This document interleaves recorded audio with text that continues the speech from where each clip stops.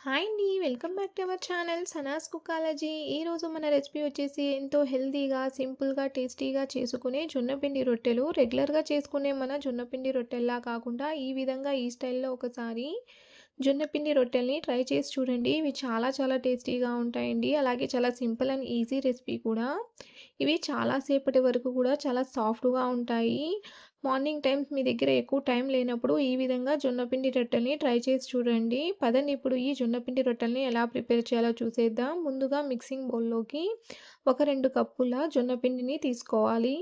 ఇప్పుడు ఇందులోకి ఒక హాఫ్ టేబుల్ స్పూన్ కారప్పొడి, రుచికి సరిపడా ఉప్పు, హాఫ్ టేబుల్ స్పూన్ అల్లం వెల్లుల్లి పేస్ట్, ఒక టేబుల్ స్పూన్ జీలకర్ర, ఒక 2 టేబుల్ స్పూన్ల నువ్వులు, ఒక 2 టేబుల్ స్పూన్లు వేయించిన పల్లీలను వేసుకోవాలి. అలాగే నానబెట్టిన ఒక 2, 3 టేబుల్ స్పూన్ల శనగపప్పును వేసుకోవాలి. సన్నగా తరిగిన ఒక 2, 3 పచ్చిమిర్చిని కూడా వేసుకోవాలి. సన్నగా తరిగిన ఒక 2 టేబుల్ స్పూన్ల కరివేపాకు, సన్నగా తరిగిన ఒక 2 టేబుల్ స్పూన్ల కొత్తిమీర, ఒక పెద్ద ఉల్లిపాయని ఈ విధంగా సన్నగా తరిగి వేసుకోవాలి. కొంచెం చేత్తో ఈ విధంగా మ్యాష్ చేసి వేసుకోండి ఉల్లిపాయని. ఇప్పుడు వీటన్నిటిని ఒకసారి బాగా మిక్స్ చేసుకుందాం. ఈ విధంగా బాగా మిక్స్ చేసుకున్నాక ఇప్పుడు ఇందులోకి వేడి నీళ్ళని పోసుకోవాలి. వేడి నీళ్ళని కొద్ది కొద్దిగా పోసుకుంటూ పిండిని సాఫ్ట్‌గా కలుపుకోవాలి. మీరు ఫ్రెష్‌గా ఉండే జొన్న పిండిని తీసుకుంటున్నట్టయితే మీకు 1.5 కప్పుల నీళ్ళనేటివి సరిపోతాయి 2 కప్పుల పిండికి. మీరు బయట దొరికే పిండిని అదే సూపర్ మార్కెట్‌లో దొరికే పిండిని వాడుతున్నట్టయితే మీకు ఒక 2 కప్పుల వేడి నీళ్ళైతే సరిపోతాయి. వేడి నీళ్ళని పోసాక ఈ విధంగా స్పూన్‌తోనే కలుపుకోవాలండి. వేడి నీళ్లు పోసాం కాబట్టి పిండి అనేది వేడిగా ఉంటుంది. కాబట్టి ఇలా స్పూన్‌తోనే కలుపుకోవాలి. కొద్ది కొద్దిగా ఈ విధంగా వేడి నీళ్ళని పోసుకుంటూ స్పూన్‌తో పిండి అనేది కొంచెం చల్లారేంత వరకు కలుపుకోవాలి. చూడండి పిండి అనేది చల్లారింది. ఇప్పుడు చేత్తో సాఫ్ట్‌గా కలుపుకోవాలి పిండిని. మనం గోధుమ పిండి, మైదా పిండి కోసం పిండిని ఎలా సాఫ్ట్‌గా కలుపుతామో దానికన్నా ఇంకొంచెం సాఫ్ట్‌గా ఈ జొన్న పిండి రొట్టె కోసం పిండిననేది కలుపుకోవాలి. ఈ విధంగా సాఫ్ట్‌గా పిండిని కలుపుకోవడం వల్ల మన జొన్న పిండి రొట్టెలనేటివి చాలా సాఫ్ట్‌గా, చాలా సేపటి వరకు కూడా చాలా సాఫ్ట్‌గా ఉంటాయండి. చూడండి ఈ విధంగా సాఫ్ట్‌గా కలుపుకోవాలి. పిండి కన్సిస్టెన్సీ అనేది ఈ విధంగా ఉండాలండి. చూడండి ఎంత సాఫ్ట్‌గా వచ్చిందో. ఈ విధంగా కలిపి ఇప్పుడు ఈ పిండిని పక్కన పెట్టేసుకుందాం. ఇప్పుడు ఒక బటర్ పేపర్‌ని తీసుకోవాలి.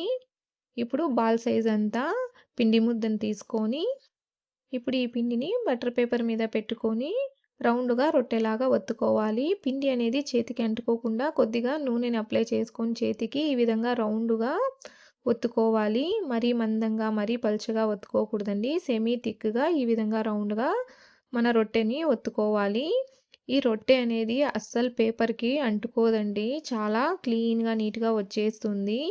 మీ దగ్గర బటర్ పేపర్ లేకపోతే మీరు ప్లాస్టిక్ పేపర్ మీద గానీ, లేదా అరిటాకు, లేదా కాటన్ క్లాత్ మీద గూడా మీరు ఈ రొట్టెను ఒత్తుకోవచ్చు. ఇది కింద అనేది అస్సలు అంటుకోదండి. చాలా నీట్‌గా వచ్చేస్తుంది. చూడండి ఈ విధంగా ఒత్తి పక్కన పెట్టుకోవాలి. ఇప్పుడు స్టవ్ మీద పాన్ పెట్టుకొని, ఒక టేబుల్ స్పూన్ నూనెను వేసుకోవాలి. నూనె వేశాక ఈ విధంగా గ్రీస్ చేసుకోవాలి పాన్‌కంతా నూనెని.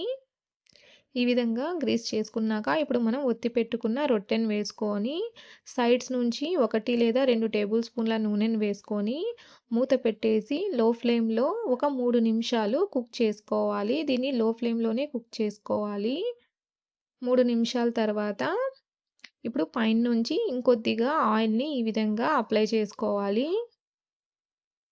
ఇప్పుడు దీన్ని ఇంకొక సైడ్‌కి తిప్పుకోవాలి. ఇలా తిప్పుకున్నాక మళ్ళీ ఇంకొంచెం నూనెని ఈ విధంగా పైనుంచి అప్లై చేసుకోవాలి. మీకు నూనె తినడం ఎక్కువ ఇష్టం లేకపోతే మీరు ఆయిల్‌ని స్కిప్ చేసేయొచ్చు. ఈ విధంగా ఇంకొక టేబుల్ స్పూన్ నూనెని సైడ్స్‌కి వేసుకొని మూత పెట్టేసి లో ఫ్లేమ్‌లో 2 నిమిషాలు కుక్ చేసుకోవాలి.